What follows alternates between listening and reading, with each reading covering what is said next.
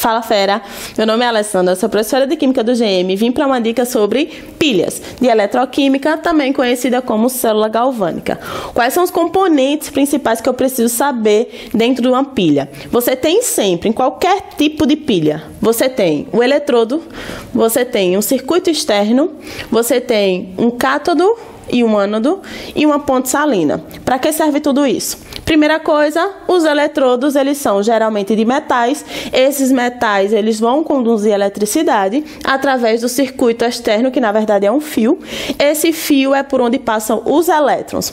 Como é que vai ocorrer essa passagem de elétrons? É só interligar um metal ao outro? Não. Você precisa de um meio que conduza a eletricidade, que facilite essa condução. Esse meio é a nossa solução eletrolítica. Normalmente a solução ela é do mesmo metal do eletrodo. O que é que vai acontecer aqui? A partir do momento em que você liga todo o circuito, você tem aqui o eletrodo mergulhado na solução.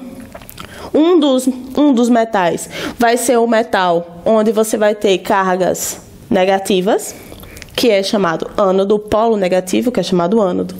O outro eletrodo, que é o positivo, é chamado cátodo. A passagem de elétrons, ela sempre irá acontecer do ânodo para o cátodo. Ou seja, o ânodo é o eletrodo que perde elétrons. Toda vez que um elemento perde elétrons, ele sofre um processo chamado oxidação. Quando recebe os elétrons aqui, ó, no cátodo, você tem um processo chamado redução. Então, quem perde elétrons oxida, quem recebe os elétrons reduz. Porque aqui é negativo, é justamente os elétrons que saem daqui vão para o lado positivo. Isso é um processo espontâneo. Então, a pilha ela é considerada um processo espontâneo, diferente da eletrólise, que você precisa colocar eletricidade para que o sistema funcione. Então, é um processo não espontâneo.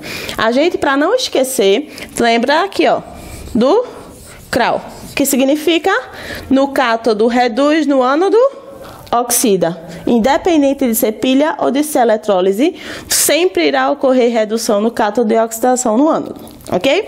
O que é que vai acontecer durante o funcionamento da pilha? Primeiro, esse eletrodo, quando começa a perder elétrons, ele começa a sofrer um desgaste. É como se ele fosse diluindo aqui. Então, deixa de ter o metal aqui, ó, sólido, e ele passa a virar íons na solução. Esses íons vão deixar a solução mais concentrada de soluto. Quando você vem para o outro lado, acontece exatamente o oposto. Os íons que estão aqui na solução, eles começam a se tornar metal sólido, porque vão recebendo os elétrons. E eles começam a grudar aqui, ó, ao redor da placa.